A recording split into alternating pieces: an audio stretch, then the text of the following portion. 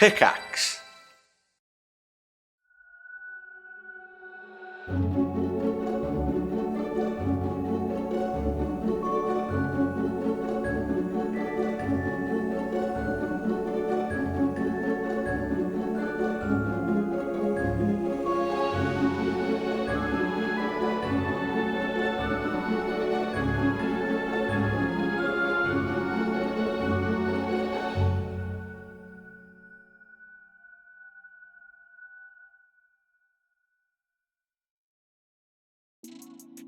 We have gotten tons of requests to open a P.O. box for the cast and crew, to send various goodies, letters, and so much more to the different cast members. And it's finally here, baby! Whether you're a longtime fan, new member of the cast and crew, small business looking to showcase some stuff, whatever, anything sent in will get a shout out at the end of an episode when we do a P.O. box opening. This is super important. Please address any packages as follows. Colin McManus, P.O. Box 3126, Woburn, Massachusetts 01888. Woburn is spelled W-O-B-U-R-N. The address can also be found down in the show notes for you to check out later. If you want to send something to a specific cast member, please just leave a note inside the package and we will distribute them accordingly. This includes the current cast party crew and both past and present Fables crew. Every package must be addressed to Colin in order for it to be delivered. Again, it'll all be down in the show notes for you. Thank you all so much for listening. Enjoy the episode, cast and crew. We look forward to hearing from you. Hello everyone, and welcome to Fables of Fendraeya, Wyldacre. My name is Jose Polino, or at DM Jose P, and I will be your director for today. I am joined, of course, by my traveling group with a baby, so we'll go ahead and begin it with Ryan.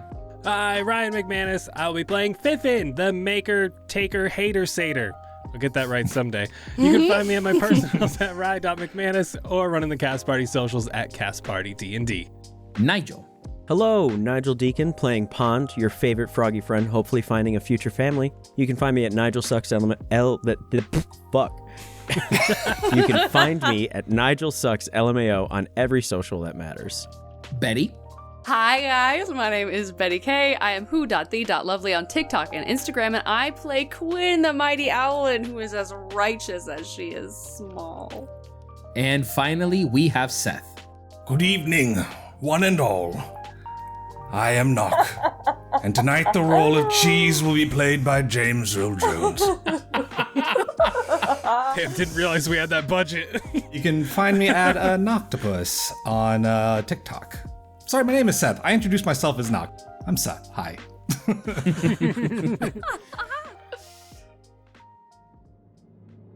So, the last time we met, you all just finished making your way out of town in a very interesting predicament, where the individuals that actually came looking for the baby in the first place were now in town inquiring as to the location of the individual, which, do we remember the name of the individual that was bestowed the baby in the first place?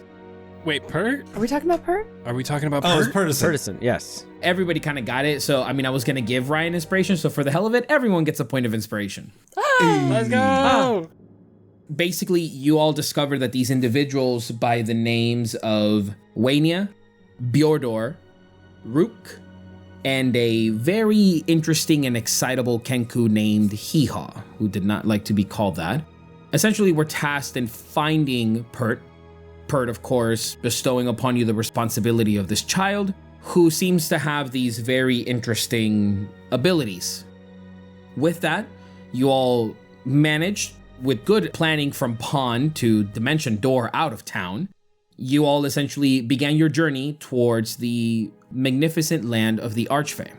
Now, within that, before we ended the session, this fawn came and spoke to all of you by the name of Yermo, essentially expressing that this child being here was a very interesting occurrence, but also perhaps what could be potentially a very detrimental thing for the child itself.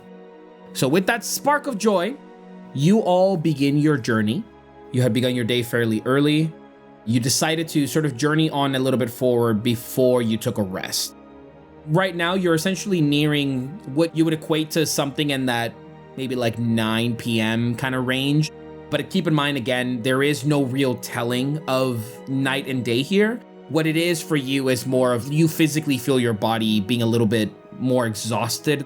But also, as you leave town, those lanterns that come on towards the night, they are on this pathway out of town. So it sort of lets you know that it's still in that nighttime kind of range.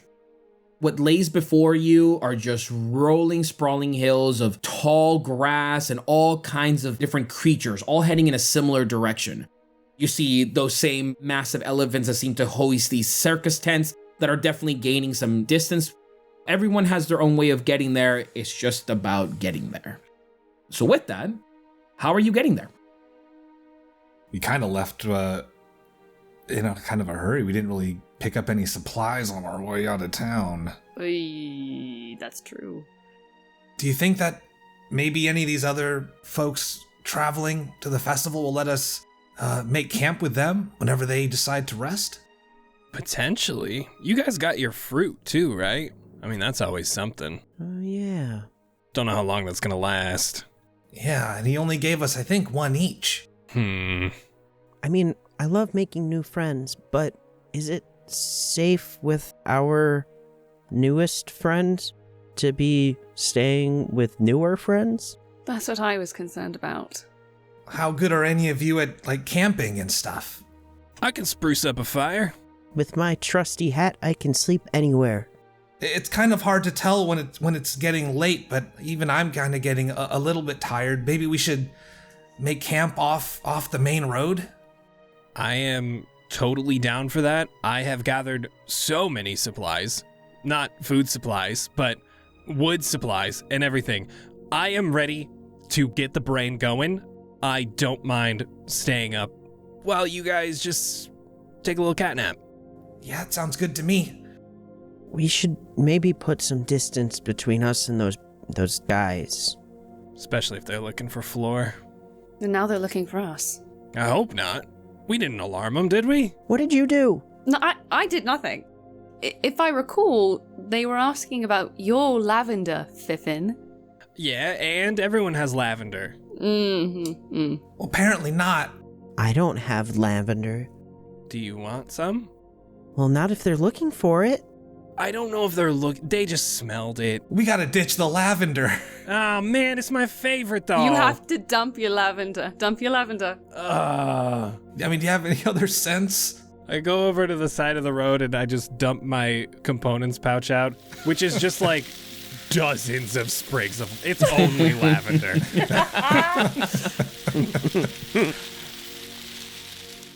I'll just leave it here. Sorry to have to make you dump your stash.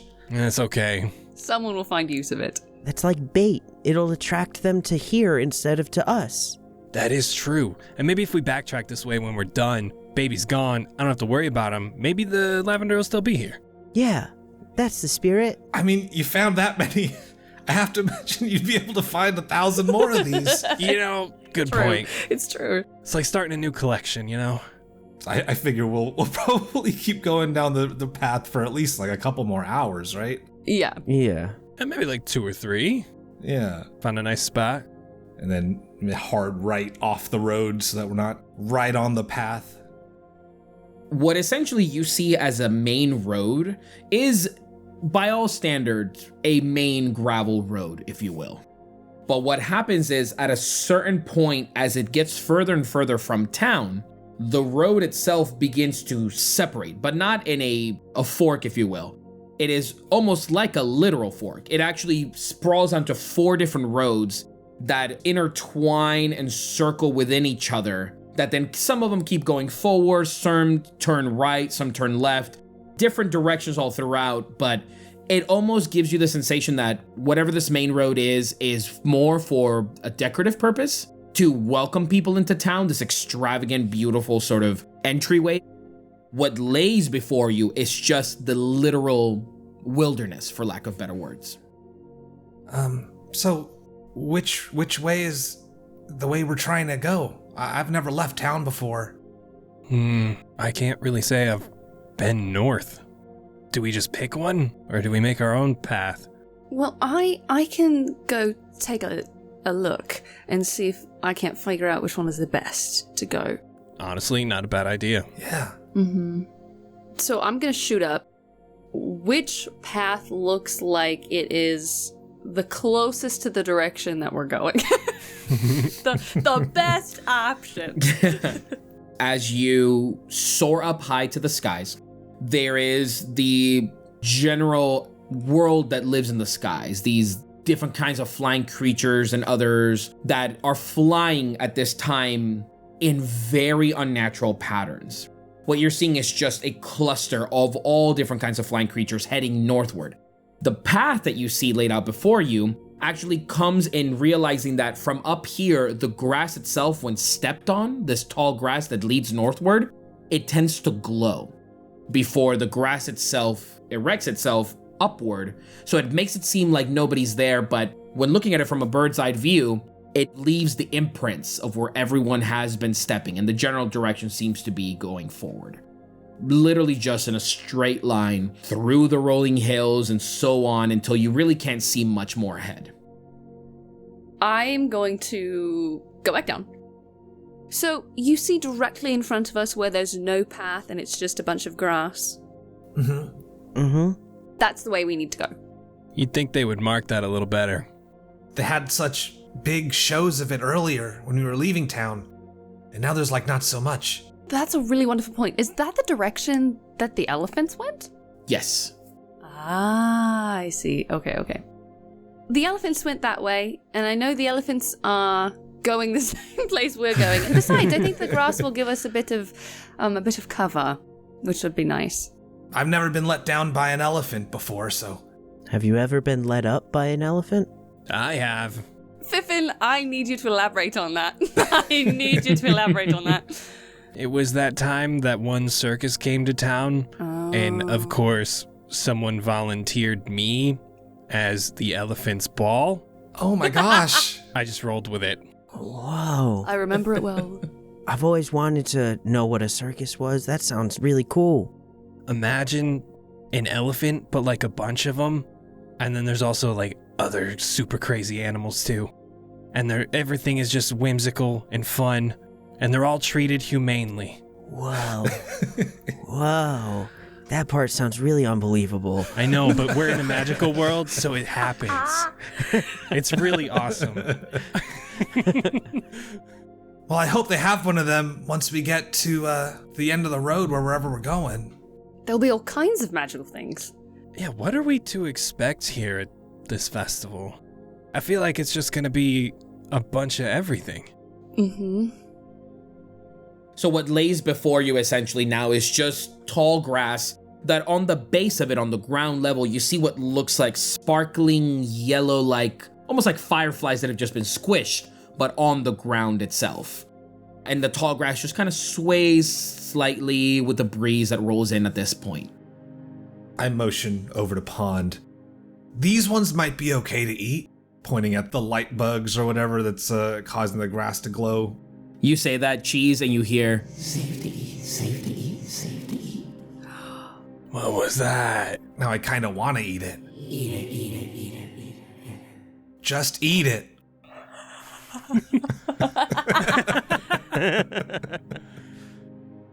Okay, and I'll try and eat one of the bugs. Yeah, I'm going after one of those too. there on the ground, now that you sort of inspect them a little bit closely, yeah, they look like fireflies that have been completely squished, flat to no recognition, but their light still glows vibrant. Sound coming from the grass. Pund is taken aback by this. The fact that they're talking back is now really weird. Not so much the fireflies that are talking back, it's the space around you. It's almost like echoing your voice in its own voice. This kind of like wispier sounding kind of voice.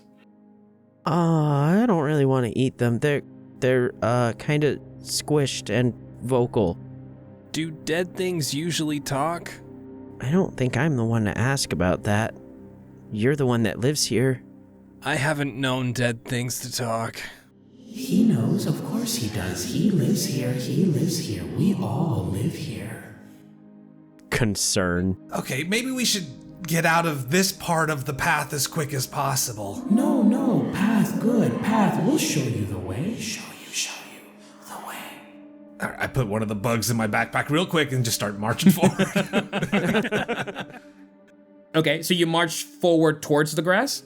I mean, if that's the path that we were heading towards, Yes. I just want to get through it as quick as possible. As you do, the grass stops you, and you almost hit something solid. Where are you going? We'll show you the way. Cheese is just sniffing around now. There's something here he can't see, and he wants to know how to get around it. Make an investigation check. 8 on the die plus -1 because he's a dumb pup. That's a 7. Yeah, it's kind of hard to tell where this sound particularly is coming from. I'll say for you, this experience is entirely new. How tall is this grass? 3 to 4 feet tall. Fiffin, can you step through the grass? I can give it a shot. Why aren't anyone else stepping through the grass? You're just so tall you can see over it, just so you can see danger first. Okay. All right. I'll take a step. Careful, gentle. We flow in the breeze. You just get to live here, that's all. I can't tell if the grass is fake. I just walked into a wall. I don't know why or how that happened. Yeah, that's what happened to us too. And the things are whispering at me. Tell us where you want to go. We will show you the way. To the Fae Festival, please. Ooh, celebration, a party. Hope there's food that we can't have. I'll bring you some. The grass before you falls flat. Oh. Okay. I'll bring you back some snacks. Snacks, yummy snacks, or perhaps we'll eat you if you get lost. And the grass now continues forward, spiraling out, making a pathway that almost like a corn maze. It's just sort of laid out before you. See how it banks left, and it just keeps going. I don't want to go in there. Grass, hi. A courtesy, a greeting, hello. Hi. If we stop moving, will you eat us like you said you would? Can we find rest in you, or do we have to keep moving forward? That wasn't a request, that was a question. The path before you is clear. You must simply walk forward to reveal that path. If you get lost, perhaps we'll eat you. But we're not hungry now, are we? Guys, I think this grass is completely trustworthy. I think we can go in and be fine. Says the one that can fly. Alright, when you put it like that, I do understand where you're coming from. Can you ask the grass to make us like a little alcove to sleep in? Like a deer bed? Yeah. Hi, grass. It's me again. My name's Quinn. Do you have a name? Should we call you something? Just the wind caressing it through. We have no name. We simply exist to guide the way. I love it. I love this guy. Okay. I'm wondering if you can't help us. You've been so wonderful so far to show us a pathway, and we just need to rest for a bit before we continue forward. Is there room for rest? Can you make us a little bed, a little trotted down area to find respite? Ooh, rest. We can find rest. We aided the fairies. Ooh, we can aid them too. But they're not big enough. They're small enough. That one's too big for us. Will they eat us? Who's to tell? Make a persuasion check. Oh my gosh. Okay. That's an 18 on the die, plus 1. Let's go. It's a 19. Hell yeah. Very well. We will show you where you can rest. Your journey, however, must continue. Staying on the grass too long and not moving ahead will lead you in circles only your mind can ponder about. Ponder? I barely know her. Immediately eaten by grass. So So you watch as then the grass itself from the pathway that banks on a hard left, directly ahead, some of the grass comes down, and you see as it forms kind of like a small opening where a fairly sized big circle comes down away from the main path where it's sort of directing you. And you have a little piece of flat grass that honestly, if you all kind of sit in it, you're hidden away from the tall grass around you, if you wish. Thank you. Pond is terrified, but will follow anyone here. Cheese will test out the new pad. Walk around in a circle a few times. Yeah. You're able to go into this small kind of depression where the grass itself is so flat enough that it's comfortable. It, has that bit of a bounce, if you will. So you're not just laying completely on hard ground. You are fairly comfortable. It seems fine. And it's soft, too. Not a bad little spot to call in tonight. And it seems like it's hidden away from the path a little bit. As long as you think it's safe enough there, Quinn, for us, I think it's... Guys, this grass is my best friend now. I think we're fine. Fiffin, it just doesn't like that you're tall. Oh. Can you crouch? Yeah, I can sit down for the night. I gotta make stuff anyway. I have some rations. Does everyone have everything they need? I can split some yummy grubs.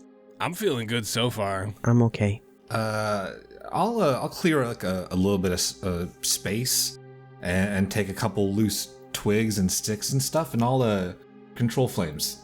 So I'll make a little cooking pit. And you hear from around you, Don't let the fire go on too long, or else we'll get angry, and then we will eat you. I'm gonna find a little corner of the circle, find my own little spot, just start hammering and sawing away. I got things to do. Hammering and sawing when we have a sleeping baby? You lunatic.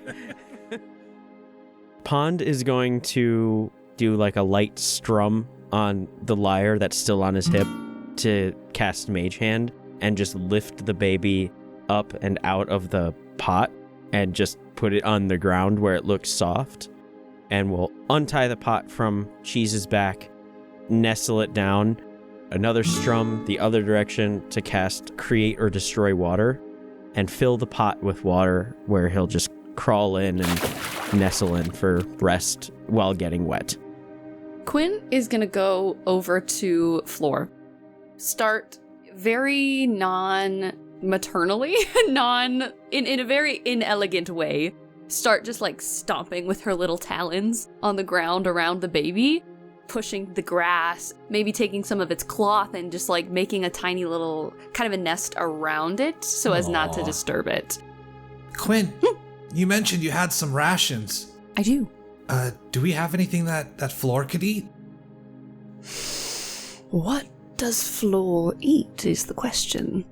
You know what I can do is I can just mush it around, chomp it with my beak a little bit, and then, as my mother did to me, regurgitate it into his mouth and see if he'll eat it. Oh, that sounds good. Gross. If you're hungry, just say so, Fiffin. I'm making things. Are you hungry, Cheese? I could eat. I'll take out some of the jerky, give it to Cheese.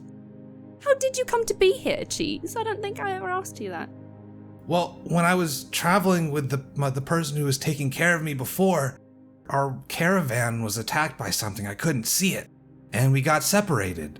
And I tried to find her for a real long time, and I couldn't. And then I was in town. You just wandered in? Mm-hmm. By the time I could talk and all of that, I found my way into town. How long have you been here? Probably a little over a month, maybe 2 months, close to. The creature suffers from separation anxiety. I didn't ask for that. Don't call me out like that, bro. I didn't think I met someone who wasn't from here, so you and Pond are quite interesting to me. Yeah, I'm pretty lucky to have found Pond, honestly. It makes me feel like I'm not the only person, dog, I guess, a creature, that's going through this sort of thing. Mm-hmm. It's made it a lot easier. I think we came at the right time, though. I mean, look at all the cool stuff we get to experience. Mm-hmm. We get to go to a festival. We get to run away from a crow person. We get to get eaten by grass, maybe.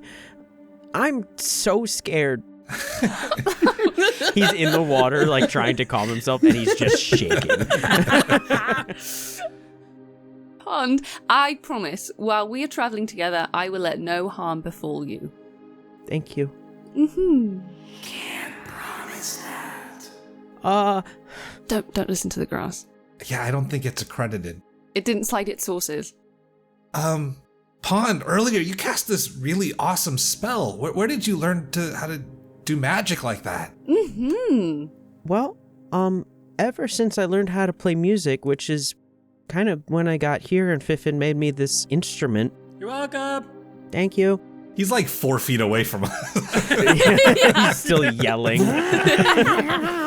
Well, he has to over the sound of all of this noise he's making. His power hammer. Ever since I learned how to play music, I've been able to do interesting things. And it's kind of whatever comes to mind. If I really think about it, I can do it if I play the right notes. So I saw the baby do this, and I thought, that'd be cool. I'd like to be able to do that. And then I did it. That's awesome. You're quite good at it. Thank you. Mm-hmm. I've been practicing every day, but I've been practicing underwater so I don't bother anyone, and it's really difficult to hear if I'm doing it right. You should always play where people can hear you. Honestly, the thought is horrifying to me, and I'm so afraid of what people might think if they hear me, but since this morning I've been playing out loud, so it's been... Oh, God. I've been playing out loud. And you've done so many amazing things. This has been a very interesting day. I'm exhausted. I can take the first shift with Floor if we wanted to do shifts. I think because the grass is talking, that would be a good idea. I can take second shift. I usually get up pretty early, so I could take last shift. Fiffin, Yep. you're taking the graveyard shift. I'm just gonna be working. Sounds like he'll just be up the entire time. Probably. Everybody except for Fiffin, because Fiffin's clearly preoccupied. What are your guys' passive perception? 16. 13. 15. Pond, you notice as you're sort of getting nestled in, and it's because he's close to you, the baby is actually being slowly kind of wrapped by the grass.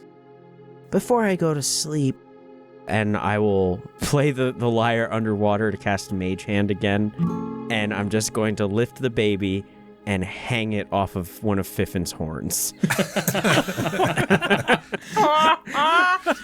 You do find a slight bit of resistance when you bring the baby up from the grass, and then when the grass lets go, you hear it go, Oh, but we wanted to see. We wanted to play with it. The baby needs to sleep right now. It can't play. Fiffin, you need to hold this.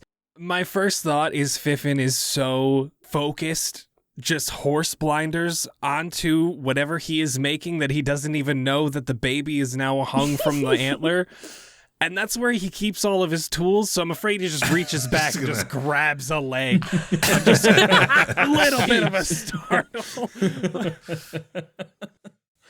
As long as he's fine chilling there. We'll begin with you, Quinn. Tell me precisely how you're going to be up this quote-unquote night. What does your perception of this night look like?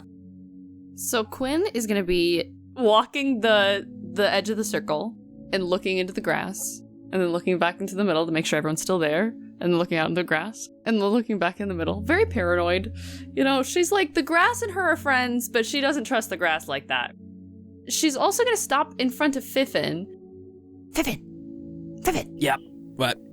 Do you sleep? Eventually, when all the ideas are gone. There's a lot. They're bouncing around. They're going crazy in there. Mm-hmm. All right, well, just let me know if you need anything, okay, buddy? Yep. If you have any spare honey, that'd be awesome. Something to keep all this stuff together. Oh, like a glue, like a tack of some kind. Adhesive, anything. Where do you need tackiness? In between this shoe and this plate. I'm gonna fly up to like be at his like workstation. I'm helping you, okay? Okay. And I'm gonna hack up a little tiny owl pellet. And it's gonna be sticky and tacky and be like, there you go. You're welcome. That one was for cheese. It came from me. It's appreciative. Oh, true. It's like a combined gift now. Yes, Okay. Yes. All right, let me know if you need anything else, okay? That was the last. As long as you're good, I'm probably going to take catnap and myself until I got to wake up, and then I'll finish this up. Sleep well, Fiffin. Cool. Good night. Good night. Don't let the grass bite. What a fun adventure this is. So I'll jump down and I'll continue circling the perimeter. Listening for the grass more than anything, and if I can I see the other path from here? Go ahead and roll a perception check for me. 18. When you look up, what you actually see is what kind of looks like a maze. The grass itself from where you are, you're at the center of it. The path goes forward, banks right again, comes inward, turns into like a spiral, where at the very center of the spiral, you see what looks like teeth, but looks like blades of grass. Very Sarlacc pit-esque. Oh, great. But that's at the very center of it, which technically would be almost like right behind you. You hear the grass. What is this creature? Should we take it, give it to the fairies? Maybe they'll cook it into a delicious treat. Perhaps not. Trust goes a long way, but I am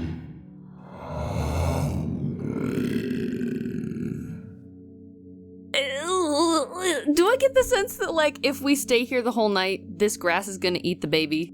Can I roll insight on the grass? Yeah, either insight or nature. I'm gonna do insight, because I'm way better at that. That's, 16. A good amount of respect laid out between you and the grass, where for the meantime, it doesn't look like any danger will come to you. Whatever you choose to do while you're in the grass could pose as a threat. I'll just kind of keep my eye out then for a shift in that, right? If that changes, if somebody rolls over in their sleep and rolls on the wrong blade of grass and we need to troubleshoot. And making sure that Floor either stays asleep or stays chill.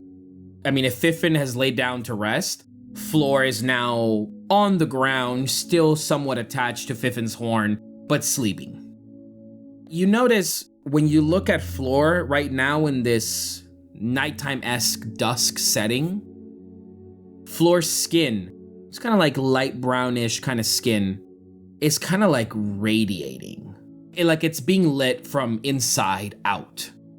You can see the little freckles slightly under the eyes, the lips, their accent a little bit more, almost a light coming through its nostrils out. Quinn hears the voice of Guillermo saying that it's not good for this little creature to be here for very long, and can't help but connect all the things that the baby is doing with the fact that it's not a good thing that the baby can do these things. Just kind of tucks him in a little tighter, and probably for the duration of her watch is going to just kind of be in that area with Fiffin and Floor, and just make sure he doesn't do anything, doesn't start floating away, doesn't turn into a lava monster, things like that. For the remaining of your watch, Floor is unbothered, still in that sort of somewhat pulsing glow to it, but nothing comes of it. Pond, what does your watch look like? So when Pond wakes up, he's still in his hat of water, and he stays there. He doesn't move, but you know how frogs be with their eyes like right above the water. He's just looking around, just keeping an eye on everything. Quiet, simple, calm, not bringing any attention to himself. Go ahead and roll a perception check for me. 23. Look around, fairly still night. You notice every now and then one of the blades of grass kind of reaches out to Floor's feet. And whenever you sort of naturally look in the direction, the grass itself uncoils, goes back to its natural place. But then you hear, I could go for some of that delicious pie right about now. You don't say pie? I love pie. As two fairies are flying right above, both in this like very disheveled kind of look. There is nothing sort of beautiful and ethereal about these fairies. They just kind of look as if when fairies clock out from their fantasy days, this is what they look like on their own. And they're flying in the direction that you seem to be traveling in. And they don't stop or like take note of us or anything? No, it really is just a passing, and you hear that conversation. Just as they're about to trail off, you make out, and the prize this year, ooh-wee, it's sure to be a good one. An excited bubble comes from Pond's mouth. When you look over at Floor, roll a d20 for me. 15. When you're looking at Floor, there is this almost like the same fireflies that you can see actually underneath you. As the floor itself is actually illuminating up from you guys, that similar glowing look is coming from Floor. But almost in that moment, when you just stand so very still, some of the fireflies begin to actually rise from the ground in almost a perfect symmetrical line from Floor's head directly to yours. Almost like traffic lights coming on and off, on and off, on and off, on and off, on and off, on and off, on and off, on and on and on. Floor's light diminishes, and you gain 10 temporary hit points. What the fuck? What? What? Whoa. I love this baby! The fireflies just fall to the ground Whoa. and quickly begin to singe and burn. Okay, I'm gonna tell everyone about that forever. You will tell them of how you killed our friends? No. Make a deception check. 21. The grass, unbothered, doesn't reply back. So for the rest of your watch, unbothered, but you did feel this weird moment, if you will, with Floor, where you yourself felt rejuvenated, like with another spark to you, to be able to keep going through the day, even though you yourself feel very tired. Cheese, what does your watch look like? As soon as Cheese is roused, he shadow steps onto the closest branch where he can kind of oversee everything, keeping an eye on everyone, but specifically Floor. Go ahead and make a perception check for me. 18. You kind of sit there, looking at Floor, looking all around you. The world, of course, seemingly so big compared to your size. Hell, even the grass itself. But you could swear on the very edge, crowning above the tall grass, a familiar figure. And you, for a brief second, feel like your mind's playing games with you. The individual that you traveled with. It's almost like you're not sure if you're watching the clouds take this shape or if you're watching a physical body just a few feet away from you. And you just hear, "Come here, boy." That's all Cheese needs. He's shadow stepped down. He's making a break for it. You vanish.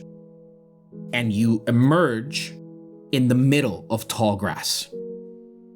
Come here, boy. Come here.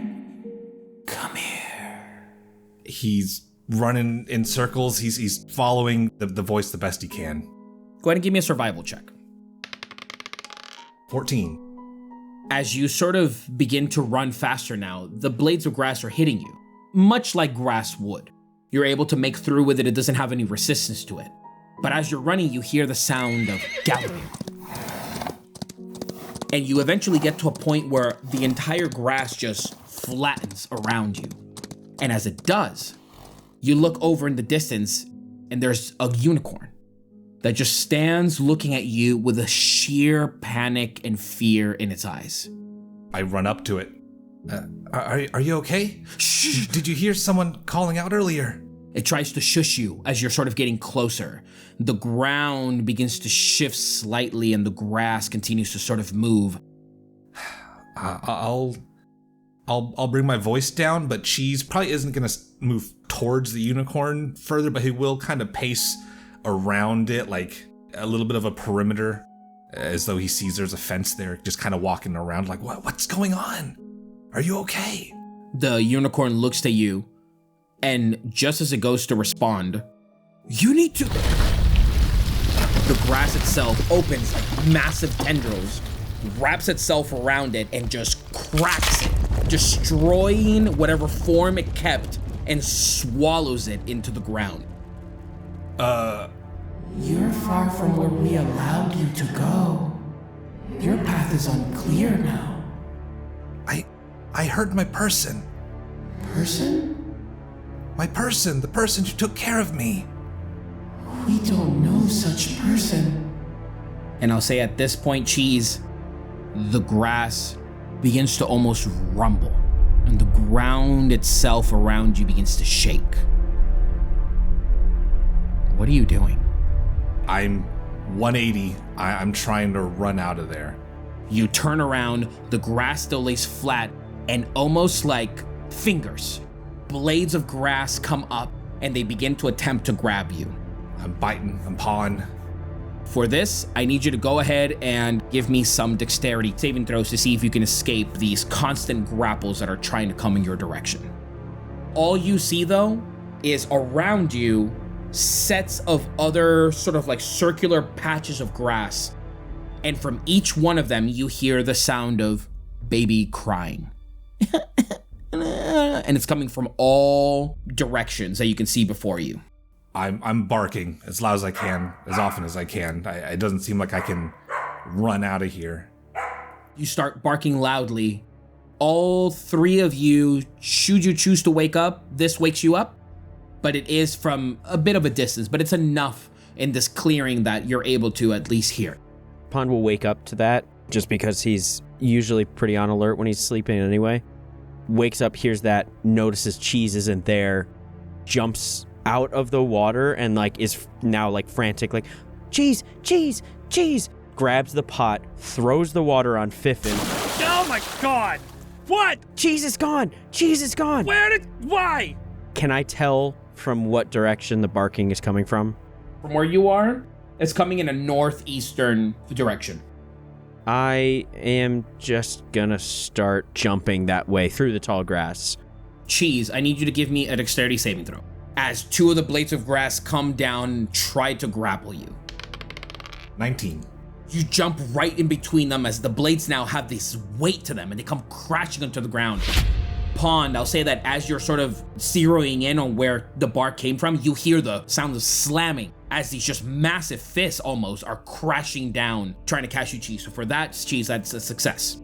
Quinn and Fiffin, what are you guys doing, if doing anything? As soon as something is arrived, Quinn is awake. As soon as Pond is out of there, I'm saying to you, Fiffin, watch the child. Got it. Shooting into the air to see if I can see where Cheese is. Go ahead and give me a perception check. 13. Just to be safe, I'm going to toss Quinn up a light to use just to kind of help guide her, and I would like to use my reaction to use Flash of Genius to add +4 to that roll. Okay. Whoa. Thank you, All right. Fiffin. So that's a 17? Mm-hmm. As soon as you shoot up to the sky, Fiffin looks up at you, Catch! gives you light. The light is trailing with what looks like this sort of weaving thread that when you catch the light, you yourself feel your eyes widen and you see all around you where you saw that little mouth of teeth. There are now multiple all around. When you sort of begin to notice from where directions they're going, in a straight line passing through them, a little corgi running for its life.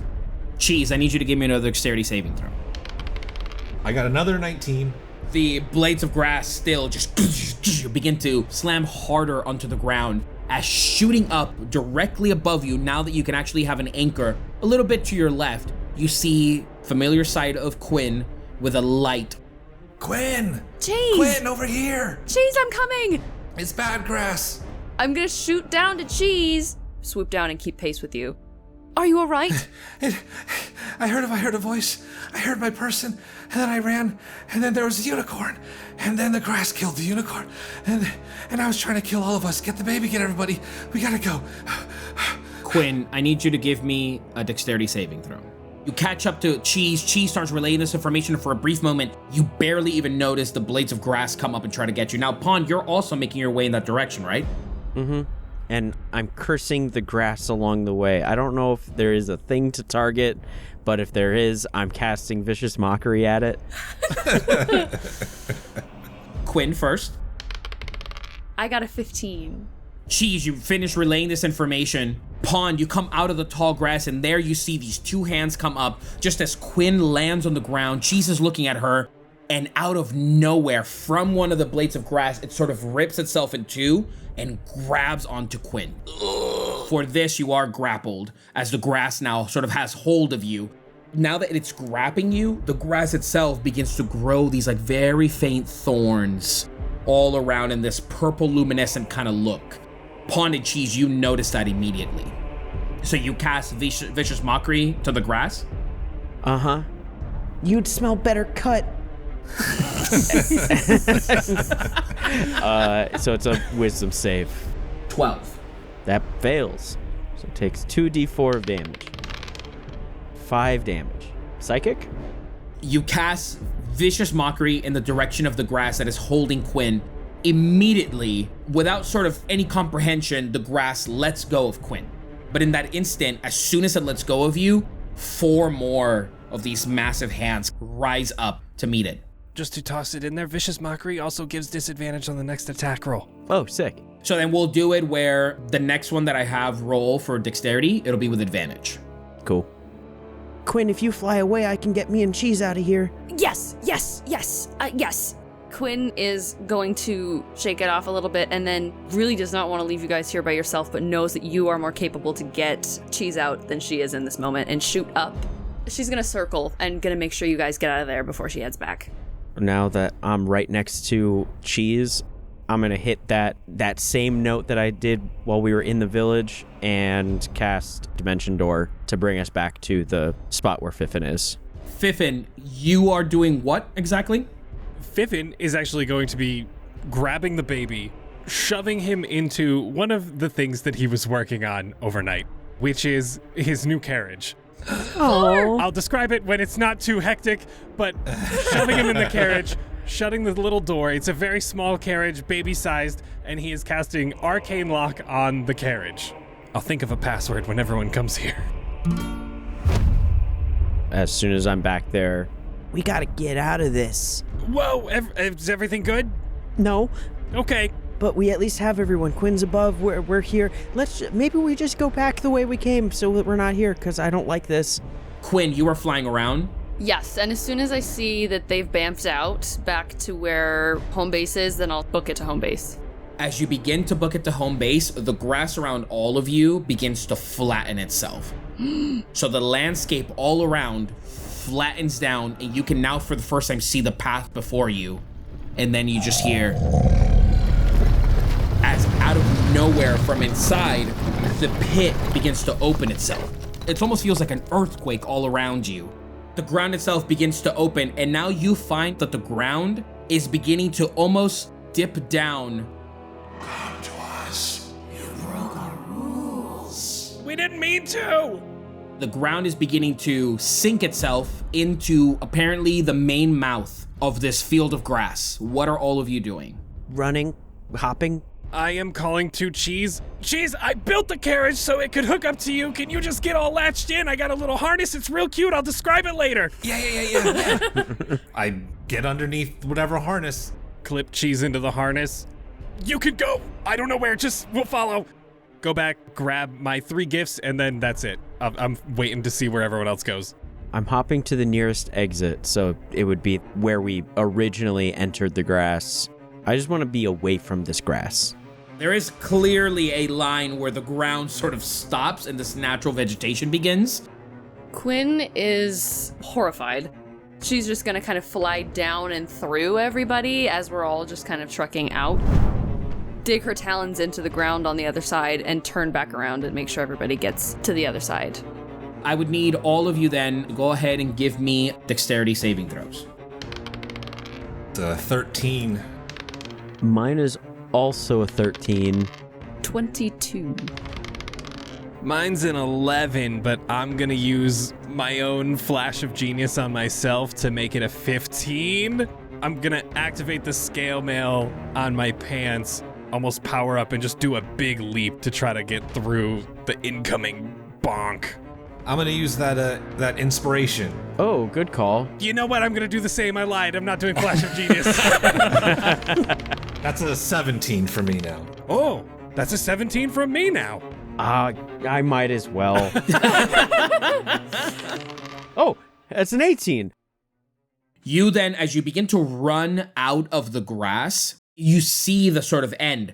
It almost feels like you're running on a treadmill, as the grass itself seems to be rotating and you feel yourself that you're in the same place. And you're huffing and puffing and trying to get out of the space, as all of a sudden your foot almost pierces through and touches the actual ground. And you're able to get enough traction to be able to leap forward and get out of the space. And it stays quiet and still, but you still hear a...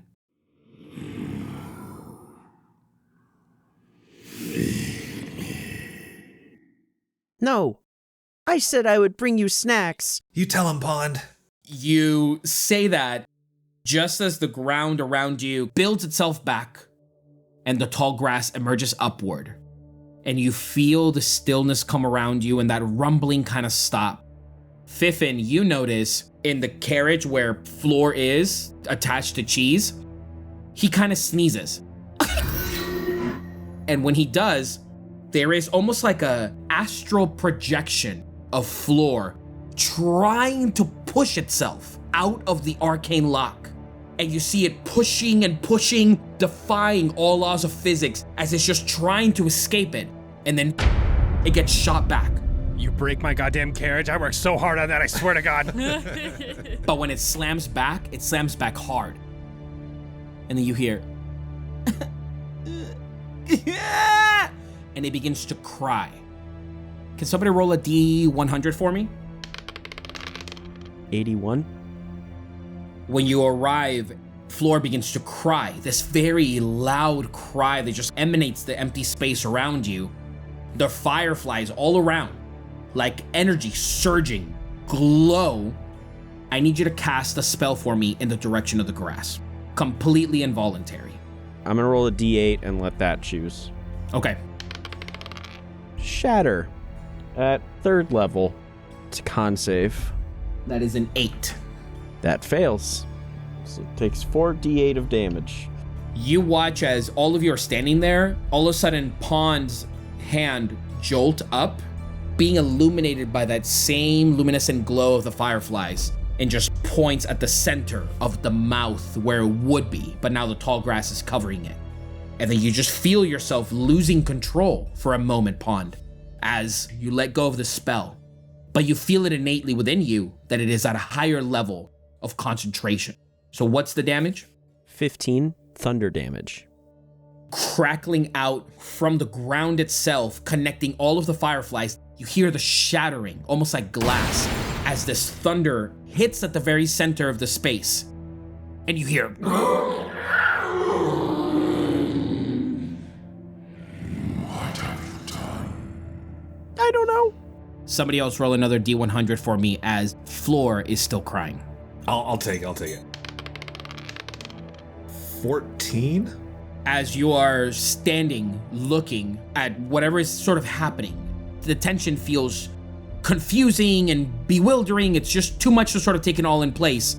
All of a sudden you feel your mind boggle itself and you find you're losing focus as you become confused. All you can see is Floor looking at you, just a baby crying, this pure, heartfelt cry. So you're confused, Cheese. So it lasts for 1 minute. Somebody else roll a D100 for me, Quinn or Fiffin.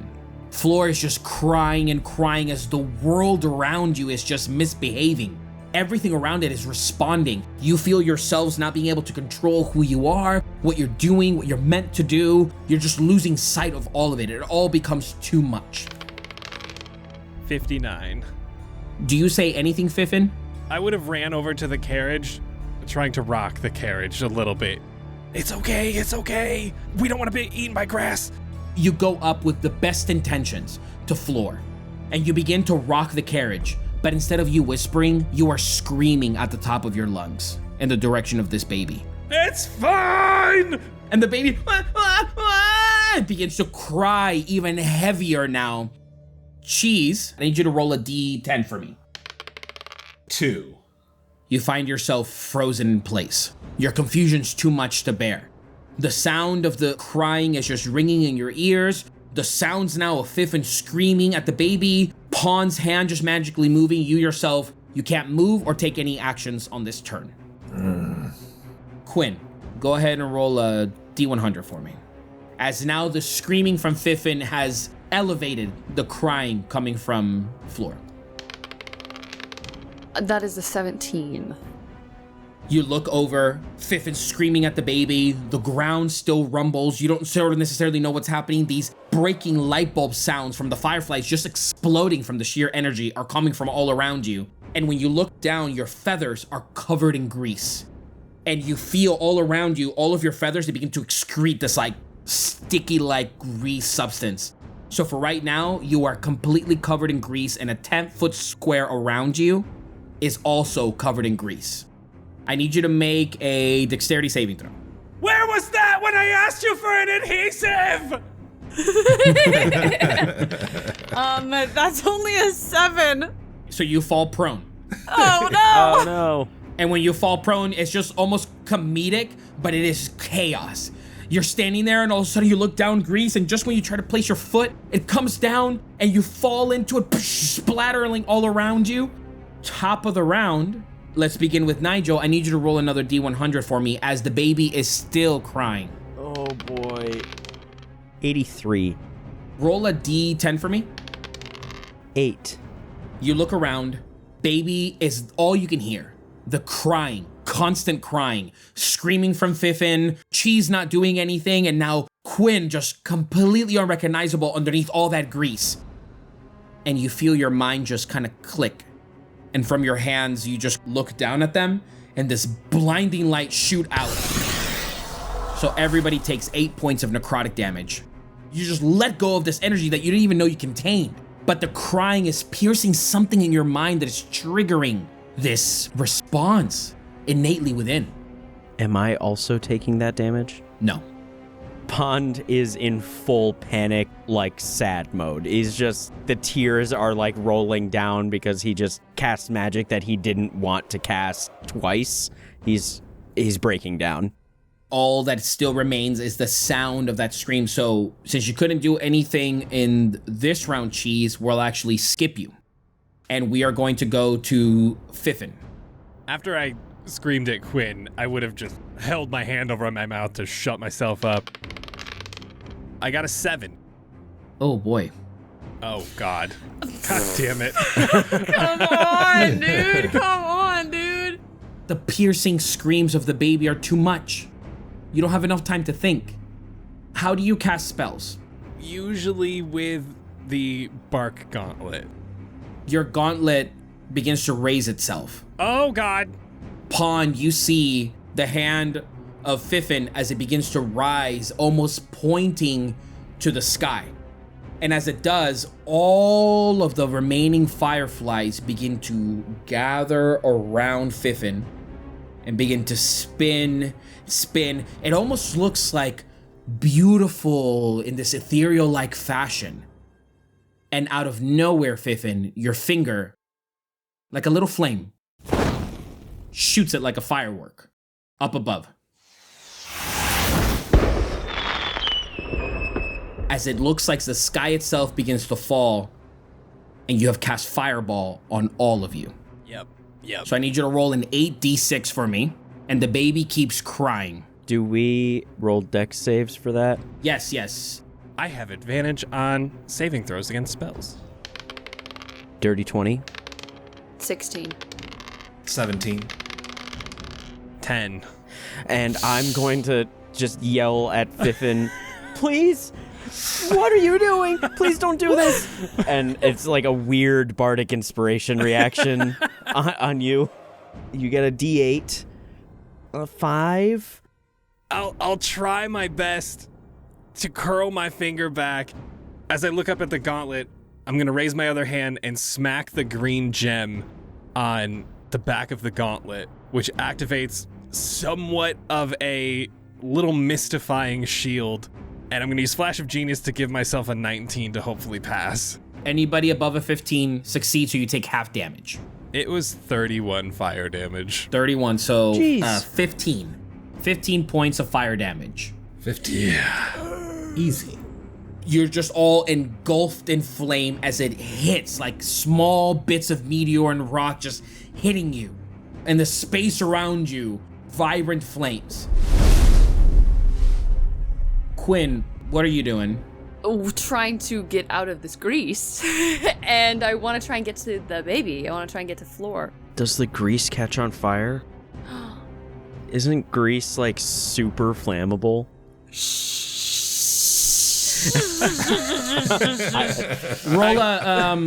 Roll a D6 for me, Ryan. As the explosion goes off, I'm sorry! That's a 6. So you take 6 points of fire damage, and then I need you to make another dexterity saving throw to try to not fall prone again as you're trying to escape your little radius of grease. That's only an 11. I'm going to use my inspiration. Much better. 17 plus 5 is a 22. In the midst of the panic, you just put it together. The baby's crying and it won't stop crying, and all of this is just turning to hell. And you pierce through the grease with your talons, jump forward into the space now, but the carriage is arcane locked. And the baby is just there in front of you crying. I just look at Quinn. Just make up a password! I didn't set a password, just say anything! Quinn, in a panic, is just gonna say, Floor, the password is Floor. You hear like a locking sound, but you don't see any technical physical lock as the space opens, revealing Floor without any resistances to the space, so you're able to reach Floor. I want to take Floor out. And he's still crying? He's still crying, so I need you to roll a D100 for me. Ugh, this baby. Okay. 40. You hold Floor. How would you try to calm down this baby? He's like as big as me. So I'm gonna do my best to like make sure his little behind is supported. And with my feathers, do a little feather moment on him and kind of like get him to look at my feathers. It's okay. Slowly, you watch his Floor. That's it. And then tries to reach for your hands and then grabs onto your feathers, essentially. And as it does, its eyes glow in that bright white light. And you gain 8 hit points back as Floor stops. And you hear from the grass, That was a lot. We will not be devouring you today. Thank you. and the grass itself flattens down. No sign of teeth, no opening, gaping mouth of horrors. Just you covered in grease, the tension from Pond and what you did, all of you cinched in some way. And Cheese, you come out of this confusion and you're able to think clearly again. We are really bad at camping.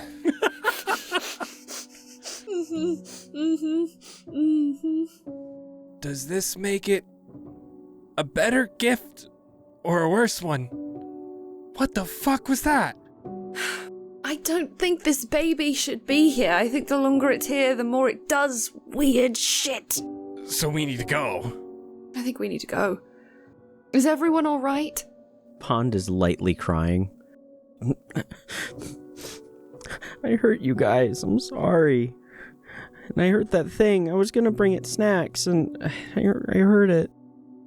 I don't even know how that happened. Oh, it's not your fault, Pawn. I think this one's on me. Cheese's ears droop a little. While I was on my watch, I heard my person, and I got real excited. And I followed the voice, and then I found a unicorn. And then the grass killed the unicorn. It broke it right in half. Whoa. And so that I had to get out of there. And that's when I found Quinn, and that's when all of this happened. So I don't think it was your fault there, Pond. I think it was just domino effect. It's not even your fault either, Cheese.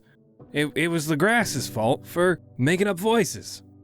The grass said it didn't know who that person was. I don't know if maybe it was lying or what, but...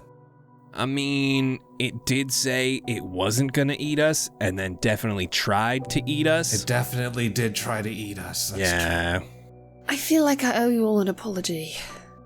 I thought the grass was not going to try to eat us, and then it did, and I told you wouldn't be harmed if I was with you, and all of us were harmed. I'm sorry. I don't know, I trusted the grass too. I don't think that's on you alone. It was the only way to go. How else were we supposed to get through? I had to try. Pond, are you alright? Wipes a tear away. Yeah, the important thing is we're all okay here. We're alive, and that was always the most important thing back home, was that everyone got back alive, so... Oh, speaking of, is anybody else really hurt? I got a little singed as I put out a little flame at the top of my goat tail. I got a couple cure wounds I could probably help out with. Oh, me too. I had a really weird experience with Floor and the fireflies, and then the grass accused me of killing its friends. But I felt great afterwards, which is really odd to say. I didn't kill them. I did not cause these deaths, specifically. We should go. I think so too. We should all go, accompanied by Floor, in the cab. Fiffin makes a show of, presenting the carriage. Oh, yeah. I call it the cab, carrying a baby. Brilliant.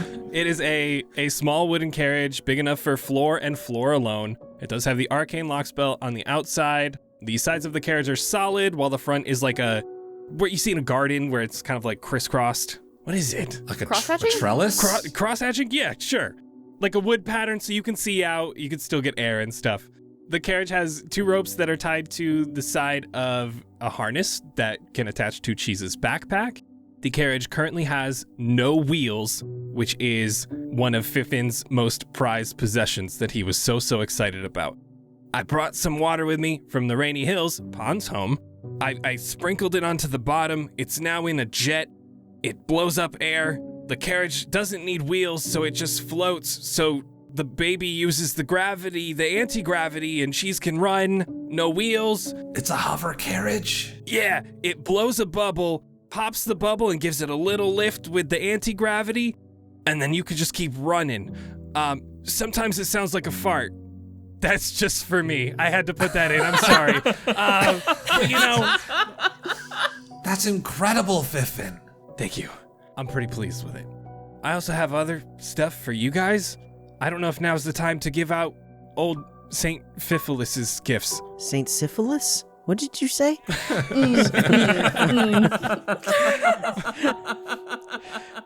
And he throws you 3 wrapped presents, 1 each. It's wrapped in what looks like butterfly wings with a little rope for a tie.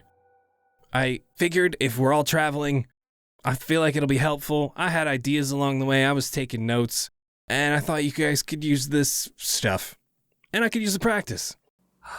Thank you, Fiffin. Thank you, Fiffin. Cheese, yours has poop on it. That's okay. That makes it better.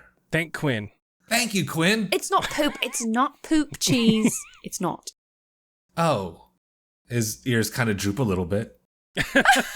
No, it's great. I love it. Who wants to open theirs first? Quinn is just gonna pack hers in her pack. I'll open this later. Thank you, Fiffin. Merry Syphilis Day. Let's get going, I guess. Mm-hmm.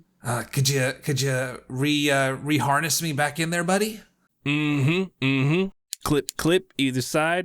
Bubble pops and gets a little float. You're good to go. You all begin to head straight ahead. Town is just behind you. And the moment that you just experienced with this baby was very stressful. Too chaotic, some would say. But there inside of the carriage, this baby keeps sleeping as you guys continue to head forward. I'll say at this point, you guys are nearing exhaustion, should you choose to take that point. But off in the distance, right over one of the rolling hills, you see what looks like a light coming from the ground. Light's never a bad thing. We can't go back to town. Let's get past the grass and then rest. How does that sound? All right. Okay. Sounds good. What you notice is right as the sort of ground begins to elevate into that sort of like hill that you can see within the distance, the grass does thin out. Past the grass and rest. You now walk almost trepidatiously over what once was just a gaping mouth of some creature that perhaps is still residing somewhere within these foils of grass that have just covered it entirely. And you keep walking ahead. And now as you keep walking, you see all around you, the vegetation begins to change. Where it goes from grass, now you begin to see what look like mushrooms of these very vibrant and fluorescent colors. From those mushrooms sprouting out, you see what looks like other mushrooms of different colors, and those begin to shape the space around you, as those now act as a pathway of sorts, leading into that space beyond the hill where a light is coming from. You guys arrive and are able to take a rest. Yeah. Please. Yeah. Mm-hmm. Quinn is gonna fly and perch on top of the cab, nestle in. If Floor breathes wrong, Quinn will know. Pond is going to curl up underneath his hat as best he can. If he frog poses underneath, the hat, it can like mostly cover him with just like a little peak. He's just going to sleep. He's at a rough night. Cheese doesn't even bother to get out of the harness. I think when he stops, he just lies down. Fiffin, just knowing that he got all of his big brain ideas out and everyone is now safe, just kicks back. He's passed out. You guys now, in the craziness of it all, allow yourselves to get some rest. Slight breeze rolls in, feels refreshing. You find yourself sort of allowing that first initial step into this, whatever adventure may be, take place. And just as sleep takes over, in your head, this voice. How fascinating. I didn't expect it to go this way. But I do like a good tale. I'll be keeping my eye on you. And you hear in the middle of the night, as that voice is sort of sounding, you hear like the release of something, like an empty bottle being squeezed, the air being let out. All of you take a long rest. And one by one, you all begin to wake up. You look around you. You see your friends, if you will, beginning to wake up and wrestle with the seemingly morning day ahead of you. And you look around and you observe the mushrooms. You observe the grass. Let out a breath of fresh air. Calm and still. Until you notice, the mushrooms are much bigger than you remembered. You have shrunken down to the size of a fairy. And for today, that's a wrap. Oh my god! What? We're little fairies in the woods. Oh. Pond, as you wake up, you notice that you are, at now, the tallest of the group. Whoa. Pond didn't shrink? He did not. What the heck? Thank y'all so much for listening. Catch us in 2 weeks, where in this situation, hopefully size doesn't matter. We're tiny little fairies. Speaking of a festival, I thought of like a dad-based festival that I would call Fella Fest or Coach Fella. I haven't landed on which one. I like Fella Fest. Yeah. Both are too good. As long as it's advertised correctly, I think it would be a blast. It's just like dads coming by and grilling and like playing Pan Jam or like cornhole or something. That's so cute. With Creed blasting in the background. Yeah, exactly. Like Big so Bad sick. Voodoo Daddies and John Philip Sousa Band. And the image is like that, was it like rubber 50s kind of cartoons? And there's just a dad with like a fanny pack and a shirt and a visor. Yeah. In the distance, you hear, they'll let anybody in here these days. Yeah. Back when I used to And it come like here. echoes throughout the park. Like you just hear it like a call and response.